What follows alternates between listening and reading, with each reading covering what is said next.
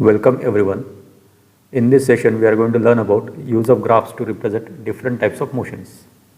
Before starting our session we will revise previous topics. The first topic was uniform motion. In uniform motion you should remember these 6 different key points. In uniformly accelerated motion you should remember 3 equations of motion. In two-dimensional motion we have studied how to use the vector concept, and then we studied use of derivative and integration to solve the problems related to displacement, velocity and acceleration. So in this session we are going to learn about use of graphs to represent different types of motions. Let us start with xt graph, that is displacement time graph. So in this case we should have a measuring scale and timer so that we can measure distance and time both. If suppose there is a car which is not working and it is stalled at 4 unit distance, whatever may be the time, because this car is not working, it will remain at this particular position. To represent this particular phenomenon on xt graph, we can draw it like this. Because the displacement is at 4, it is going to be the horizontal line. Whatever may be the time, the displacement will be 4 always, because car A is not working. So this way we should be able to find out the xt graph for each case. If suppose this bus is moving with uniform velocity with v equal to 1 meter per second. When uniform velocity is there, we have the displacement formula equal to velocity into time, and velocity is 1 meter per second, so that we can find out the displacement for every next moment. So for bus, if you find out displacement at different points,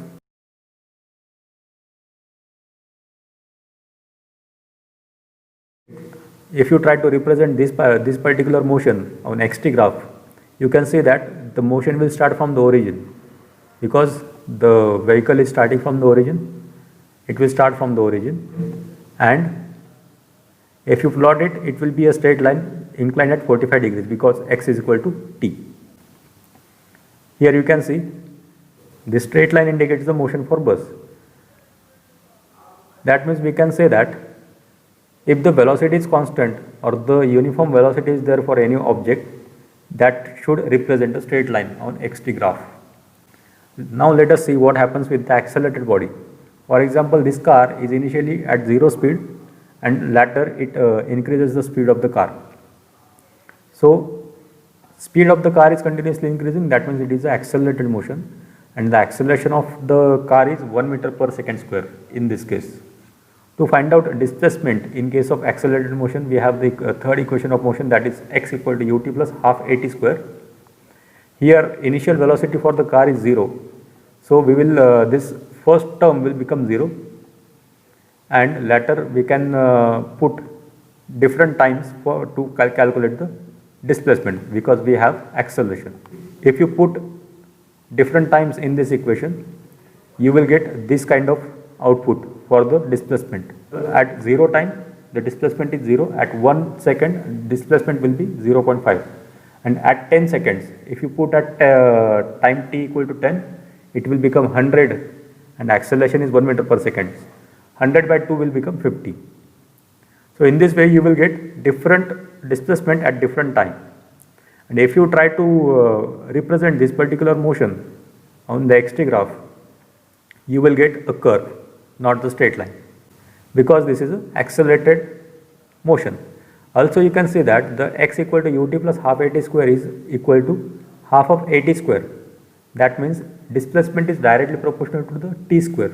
This is a quadratic or second degree equation. The second degree equation is always a curve.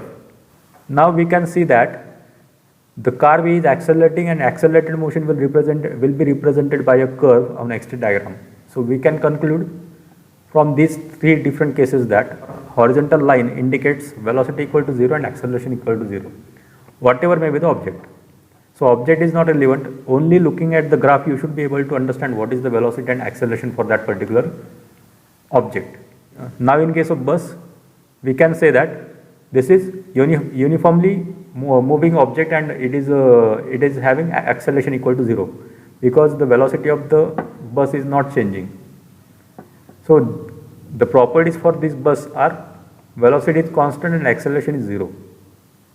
Similarly, for car B, there is change in velocity. Velocity at this position, velocity is 0. Later, velocity increases. That means there is a change in velocity, and uniform acceleration is there in this case. If the second degree curve is there, then we can say that it will represent change in velocity and acceleration equal to constant. Whatever may be the examples of the moving bodies, we should remember these different natures of the graphs. That means horizontal line will indicate the zero velocity and zero acceleration, whereas straight line will indicate the uniform motion. In that case, acceleration will be 0, velocity will be constant. And in a curve, you can say that change in velocity will be there and acceleration will be constant for second degree equations. To summarize our conclusions, you should remember this particular thing. Let us add few insights to this particular graph. For example, if suppose there are two different straight lines, that V1 and V2. In this case, the slope of this line is lesser than the slope of this line because this is more steeper. If you compare in 1 second, the displacement in this case will be higher, and this is high, this indicates a higher velocity. That means V2 is greater than V1. So higher the slope, higher will be the velocity. In this case, if you see, as the time increases, the displacement decreases, and displacement decreases means it is in negative velocity. Displacement decreases means it indicates the displacement decreases. That means it indicates the negative velocity. This curve, we can say, if somebody is looking from the top, this is concave curve, which indicates the positive acceleration. But in case of convex curve, if you look from the top, it is a convex curve. And in this case, if you see the different velocities at different points, because you know that instantaneous velocity at a specific point is the slope of the tangent. So we will draw two different tangents at two different points of the graph. So first tangent is here, this will indicate the instantaneous velocity at this point, and second tangent is here, this will indicate the instantaneous velocity at this point. If you compare, the slope is higher for V1, and that means velocity of V1 is greater than velocity of V2. As time increases, you can say the velocity is reducing, and velocity reduces when there is deceleration or negative acceleration. So convex curve indicates the negative acceleration. So you should remember such behaviors or different natures of the graph. So just by looking at the graph, one should be able to understand what is the type of motion there is happening in that particular object. Now let us see the velocity time graph. To find out velocities at different points, we will take the same examples as we have seen earlier. In this, car A is not working at all. So whatever may be the time, the velocity for this car will be 0, irrespective of the time. So here we can see, whatever may be the time, the velocity of the car A is 0.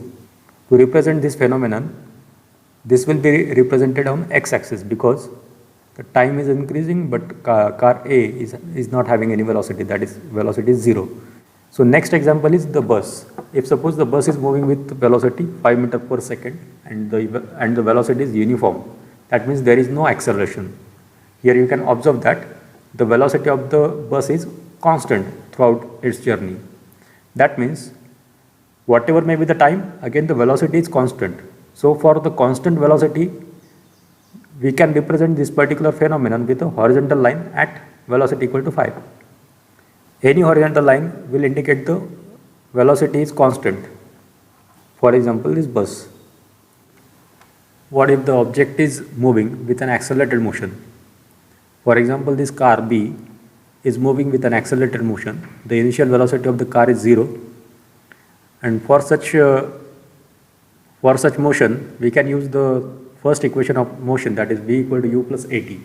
Here initial velocity u is 0. That is why this formula will become v equal to at. Here acceleration is given, that is 2 meters per second square. For different times there will be different velocities. Here you can observe that the velocity is increasing. At 0 time the velocity is 0.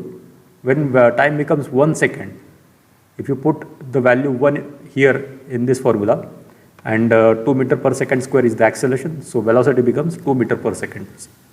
If you put the value of time equal to 10 seconds, 10 multiplied by 2 will be equal to 20. So velocity becomes 20 meter per second when the time is 10. If you plot velocity graph for this phenomenon, again you will get a straight line, but it will be an inclined straight line. Here you can observe that at around 7 seconds, the velocity must be 14 meter per second. So whatever may be the objects, we should understand what is the nature of the graph. For example, this x-axis indicates the velocity is 0 and acceleration is also 0. Any horizontal line indicates there is velocity which is constant. It has some value, but it is constant, and acceleration is 0. If the line is inclined on VT diagram, then we can say that it indicates the accelerated motion. Here velocity will have some change. Also, if you try to find out the displacement, that is nothing but the surface area under the VT diagram. So velocity is indicated by horizontal line. If you multiply this velocity with time, you will get the surface area under this curve. That means the surface area under VT diagram is nothing but the displacement. If you remember these particular things, you will be able to solve the problems on VT diagram. Now let us study the acceleration time graph. Again we will see the nature of different types of motions. So first example is the car which is not working. For this, we can say that acceleration is 0 because there is no motion at all. So for car A, acceleration is 0. So this particular motion can be represented by using x-axis. So now second example is bus. If suppose bus is moving with 5 meter per second, we are interested to find out acceleration. In this case, acceleration is again 0 because there is no change in velocity. So this bus is also indicated on x-axis. But for this car B, there is acceleration of 6 meter per second square, for example, and it is constant whatever may be the time. So if the acceleration is constant, that must be represented with the help of horizontal line. So horizontal line on AT diagram indicates the accelerated motion. As we have seen earlier, because this is horizontal line and acceleration formula is change in velocity divided by change in time. So change in velocity will be equal to acceleration into time. And for this case, if you put acceleration value multiplied by change in time, you will get the surface area under this diagram or under AT diagram. So surface area under AT diagram is change in velocity. You should remember these particular points regarding AT diagram. Up till now, we have studied XT diagram, that is displacement time diagram. In this, you should remember all these points. We are going to use this diagram again and again, so you will understand more in detail while solving the problems. Next is VT diagram. In acceleration time diagram, horizontal line indicates the accelerated motion and surface area under the curve is nothing but the velocity. Now let us solve some problems. The displacement time graph of particle is shown below. The instantaneous velocity of the particle is negative at point. So displacement time graph is given to us. We need to find out the instantaneous velocity of the particle in negative at point. So at which point the velocity is negative? Now let us see our diagram. Here you can see this kind of nature or this kind of graph indicates the negative velocity. So, and also slope of the tangent is instantaneous velocity at that point. So to find out instantaneous velocity, we will draw tangents at every point. So these are the three tangents which indicates the increasing velocity. All these three tangents indicate the positive velocity. But in case of this particular tangent, you can see that, but this particular tangent indicates that as the time increases, the displacement decreases. And displacement decreases when the velocity is negative. That means the correct option is E, and that is given in option A. So correct option is A. Now, which of the curve does not represent motion in one dimension? Here we can see all the curves are VT diagrams, and on VT diagram you can see inclined line is possible. Next problem, which of the following curve does not represent motion in one dimension? So, motion in one dimension should not be represented by this graph. That means, if suppose, so this is the VT diagram, here we can see inclined line is possible. So, this indicates that velocity is increasing and then decreasing. This particular option indicates that velocity is increasing in polynomial, and this also indicates that velocity is increasing in a sine wave type of curve. All these three diagrams are possible, but in this case you can see that on the same time there are two different velocities are indicated. So time is same, but at this point and at this point there are two different velocities indicated. So one object cannot have two different velocities at the same time. So that is why the option B is the correct option, which does not represent the motion in one dimension. Next problem, a particle shows distance time curve as given in this figure. The maximum instantaneous velocity of the particle is around the point. So at which point the velocity is maximum, that you need to find out. So here you can see the velocity v2 is greater than v1 because it is more steeper. So you should find out slope of curve at different given points, and you should compare where is the more steeper tangent. You can see that the slope is maximum for this tangent. That means this particular line indicates the maximum velocity. So at C point the velocity is maximum, and option D is correct. Next problem, a body is at rest at x equal to 0, at t equal to 0. It starts moving in the positive x direction with a constant acceleration. So one body is there which moves with a constant acceleration. Initial displacement is 0. At the same instant, another body passes through x equal to 0, moving in the positive x direction with a constant speed. So one body is there which moves with a constant speed from the position where x equal to 0. The position of the first body is given by x1 of t after time t, and that of the second body by x2 of t. So x1 and x2, these are the two positions are given. After the time interval, which of the following graph correctly describes the x1 minus x2 as function of time t? So it is just a subtraction of two different displacements of the two different bodies, in which one body is moving with acceleration and one body is moving with constant speed. We have our xt diagram like this. In this, the accelerated body is indicated with a curve, and the constant speed is indicated with the help of an inclined line. Now let us take an example. One car is moving with acceleration. So this particular car will be accelerating, and this second body is moving with constant speed. Here you can see what happens. You can see that this first car is increasing the velocity, whereas the second car is not increasing the velocity. Again, observe the thing that when the motion is starting, this car is ahead of the first car. So here again you can observe that x1 minus x1 is lesser than x2 for some duration. That is why this will become x1 minus x2 will be negative for some duration. While starting, both are at the same position, that means x1 minus x2 is 0. But for some duration it is going ahead. That is why for some duration you can observe that it is becoming, or the x1 minus x2 is becoming negative. And after that this car goes ahead and x1 minus x2 becomes positive. So for some duration it is negative, and after that it becomes positive. So correct option is B. Next problem. A body starts from rest at time t equal to 0. The acceleration time graph is shown. So acceleration time graph is given, the maximum velocity attained by the body. So maximum velocity attained by the body, if you remember the acceleration time graph, you know that surface area under AT diagram is change in velocity.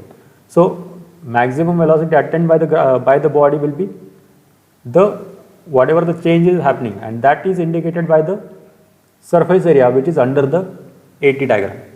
So surface area under AT diagram will be considered only this triangular surface, in which the height of the triangle is 10 and base of the triangle is 11. So velocity will be equal to surface area under AT diagram, and surface area is half of base into height, because this is right angle triangle. Base is 11 seconds, whereas height is 10 meter per second square. Two values are indicated on the graph. So we will put these values in this equation. It will be equal to 11 tens are 110, and it becomes 110 divided by 2 equal to 55 meter per second. So correct option is D. Next problem, a ball is dropped vertically from a height D above the ground. So ball is dropped, let us see the ball. The height of the ball is D above the ground. It hits the ground and bounces up vertically to a height D by 2. When it is released, this is the initial position. When it goes down, it bounces back to the height which is D by 2. So earlier the height is D and then it becomes D by 2. Neglecting subsequent motion and air resistance, its velocity V varies with the height h above the ground as. You can see that the height is decreasing. Initially height is decreasing. So in this case height is increasing, so this is not the correct answer. You should observe that the initially velocity is downwards. So initial downward velocity is negative velocity because displacement is decreasing. The velocity is increasing in the downward direction, that means negative velocity is continuously increasing. And after some time the velocity is decreasing in upward direction. That means velocity is positive but it is decreasing.